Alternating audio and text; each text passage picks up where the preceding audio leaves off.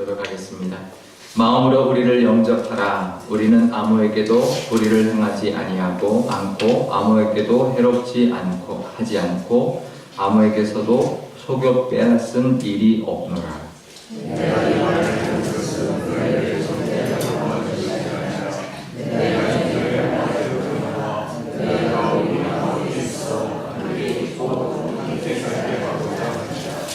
나는 너희를 향하여 담대한 것도 많고 너희를 위하여 자랑하는 것도 많으니 내가 우리의 모든 환난 가운데서도 위로가 가득하고 기쁨이 넘치는도다.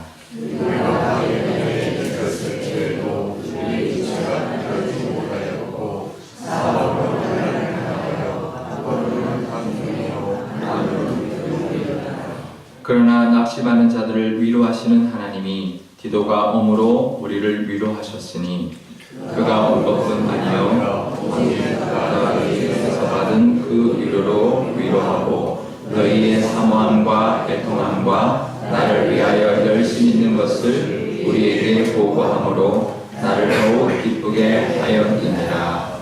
아멘. 잠깐 기도하겠습니다. 아버지 하나님, 오늘도 하나님 말씀 앞에 섰습니다. 하나님, 우리의 위로하여 주시고 우리에게도 기쁨을 허락하여 주옵소서. 하나님의 말씀이 하나님 우리 낙심한 자들을 위로하시는 그 하나님이 말씀으로 우리에게 위로하시며 기쁘게 하신다 말씀하고 있사오니 오늘 하루도 하나님 말씀 의지하여 위로함과 기쁨이 넘치는 하루 되게 하여 주옵소서. 감사드리며 예수님의 이름으로 기도드리옵나이다. 아멘. 네, 오늘 본문의 말씀을 보면 두 가지의 이야기를 하고 있습니다. 그 첫 번째는 성도 간의 신뢰를 이야기하는데요. 2절에서 4절까지의 말씀입니다. 거기에 보면 첫 번째 2절에 보면 마음으로 우리를 영접하라 라고 말을 합니다.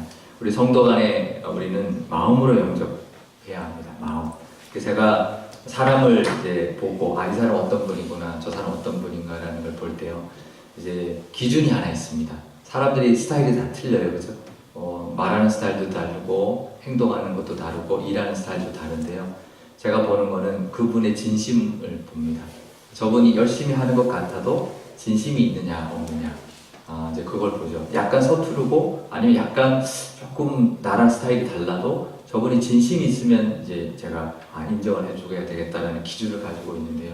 예전에 이제 목회자들 이제 예전교회에서 경험했을 때도 굉장히 스타일이 다른 그 목사님이 한 분 계셨어요. 나이는 좀 어렸는데 근데 참 좋아했어요, 제가.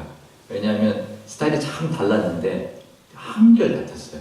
진심이 있었기 때문에 스타일은 좀 독특한데 진심이 있다는 걸 제가 느껴서 참 좋아했고 많이 배웠고 그랬는데요.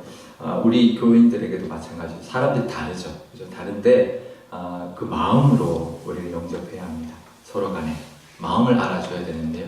진심이 있어야 된다는 거죠.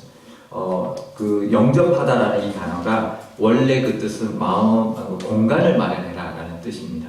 우리 마음속의 공간. 조금 얼마나 넓으냐, 우리의 마음이, 그 넓은 마음을 가질 수 있어야 되는 거죠.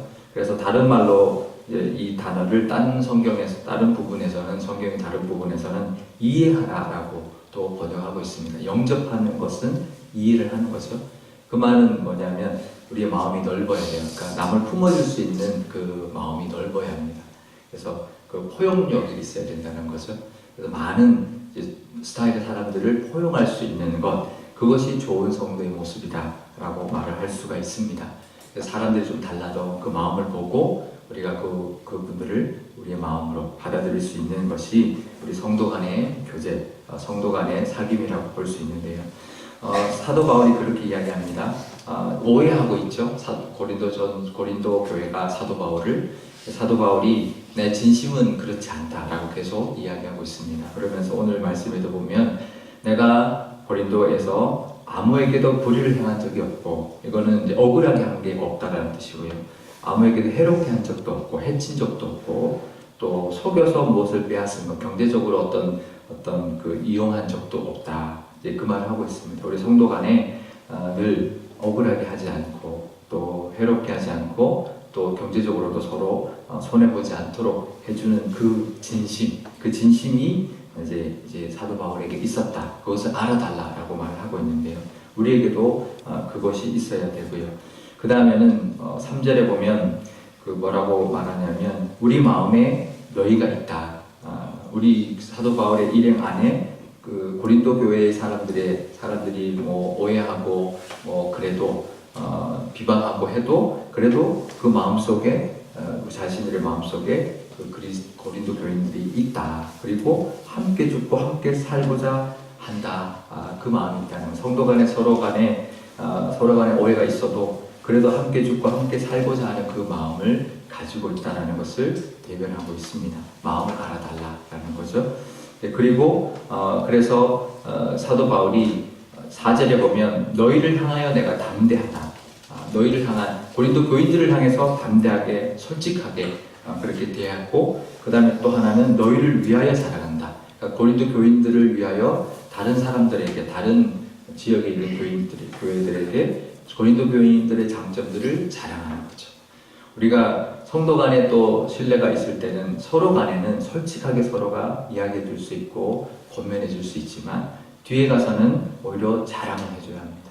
근데 우리가 교인들 중에서 많은 경우는 앞에 있을 때는 이야기하지 못하지만 뒤에 가서는 또 아무래도 혼담하게 되고 그게 또 들려오게 되고 다 들리잖아요. 그렇죠? 그러면 신뢰가 조금 멀어질 수 있고 그런데요.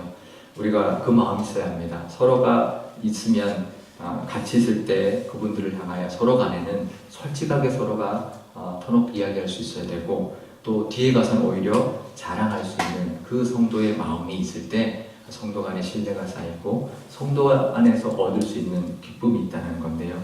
오늘 본문 4절에 보면 우리가 환난 가운데서도 위로가 가득하고 기쁨이 있다는 것은 그 진심을 통한 위로와 기쁨이 있다는 겁니다.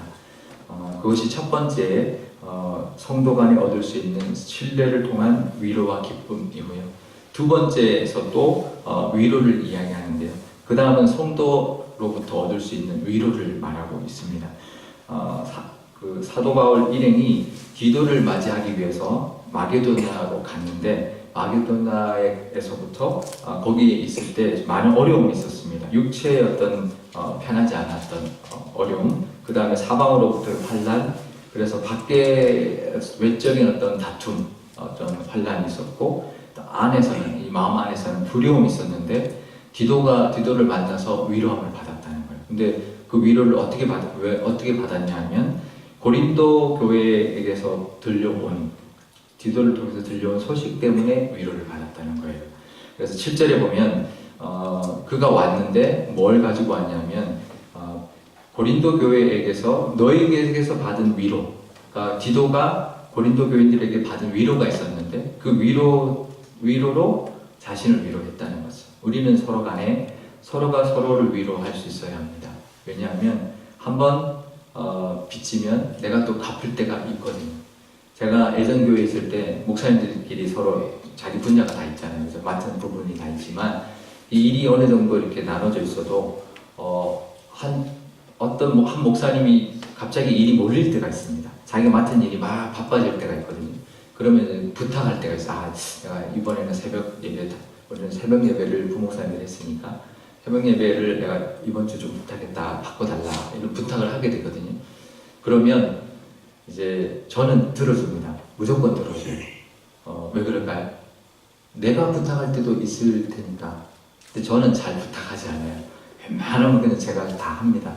그래도 정말 부탁할 때가 있을 수도 있잖아요. 그죠?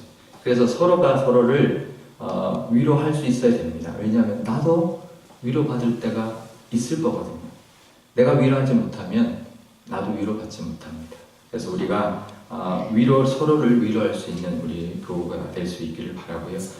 그 다음에는 너희의 사모함과 애통함을 이제 들었다는 거죠. 사모함과 애통함이 하나님을 향한 사모함과 애통함일 수도 있고, 자기 죄를 대한 애통함일 수도 있고, 서로 간에, 성도 간에 서로 사모함과 성도가 서로 힘들 때 애통해 하는 것, 사도 바울을 향한 고린도 교인들의 사모함과 사도 바울이 힘든 것을 애통해 하는 것, 그것을 들었을 때 이제 위로를 받을 수 있죠. 그 두 가지죠.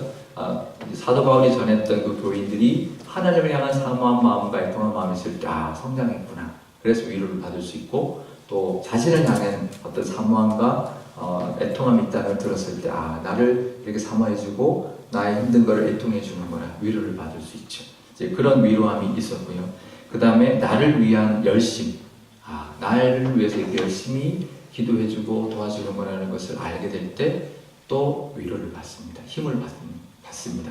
그러면서 그 보고를 통해서 위로를 받았는데 그 위로 때문에 기쁨을 얻었다. 내가 나를 더욱 기쁘게 하였다라고 말을 하고 있습니다. 오늘 두 가지 이야기지만 이 두 가지 다 사도 바울의 4절과 7절에서 내가 위로를 받고 기쁨을 얻었다라고 이야기를 하고 있습니다. 성도 간에 서로 간의 어떤 신뢰를 통해서 위로를 얻을 수 있고 기쁨을 얻을 수 있고요. 또 서로가 서로를 위로해주고 또 서로가 서로에게 힘이 되어주면서 위로를 받고 기쁨을 얻을 수 있는데요. 이것이 바로 교회 공동체, 교회 안에서 누릴 수 있는 그런 혜택입니다. 나만 위로받는 게 아니고요. 내가 위로해줄 때 내가 위로받을 수 있고 내가 혼자 기뻐하는 것이 아니라 같이 기뻐해줄 때 또 나의 기쁨도 같이 기뻐해주는 그 은혜가 교회 안에 있는데요. 그런 성도의 교제가 우리 교회 안에 가득하시기를 축복합니다. 그럼 우리가 어떻게 할까요? 내가 먼저 위로하고 내가 먼저 믿어주고 내가 먼저 진심으로 대해줄 때 내가 먼저 기뻐해줄 때 그럴 때 우리 교회가 그런 교회가 돼서 결국 그 위로와 기쁨이 나에게도 돌아올 줄 믿습니다. 은혜가 가득한 교회가 되시기를 축복합니다. 기도하겠습니다. 아버지 하나님 감사합니다. 사도 바울이 때로는 고린도 교인의 오해 때문에 섭섭할 때도 있었지만 그래도 그 고린도 교인들의 위로와 또 함께함과 또 그 고린도 교회를 통한 어떤 열심을 통하여 다시 한번 기쁨을 회복하고 위로를 받았습니다. 또 서로의 마음을 알아줌으로써 인하여서 또 서로를 사랑하고 또 서로에게 담대하게 서로를 솔직하게 대함으로써 서로가 힘이 되어주고 서로를 격려할 수 있는 그런 신뢰가 있었습니다. 아버지 하나님, 그것은 내가 먼저 할 때 그것이 나를 통하여 내가 있는 작은 공동체부터 큰 우리 교회 전체 공동체까지 번져나갈 줄 믿사오니 내가 먼저 마음을 알아주고 마음을 품어주고 받아들여주는 그 마음으로 서로를 위로하고 기쁨을 나눌 수 있는 그런 교회가 되게 하여 주옵소서. 감사드리며 예수님의 이름으로 기도드리옵나이다. 아멘. 주기도문 하겠습니다. 하늘에 계신 우리 아버지, 아버지의 이름을 거룩하게 하시며 아버지의 나라가 오게 하시며 아버지의 뜻이 하늘에서와 같이 땅에서도 이루어지게 하소서. 오늘 우리에게 일용할 양식을 주시고 우리가 우리에게 잘못한 사람을 용서하여 준 것 같이 우리 죄를 용서하여 주시고 우리를 시험에 빠지지 않게 하시고 악에서 구하소서. 나라와 권능과 영광이 영원히 아버지의 것입니다. 아멘.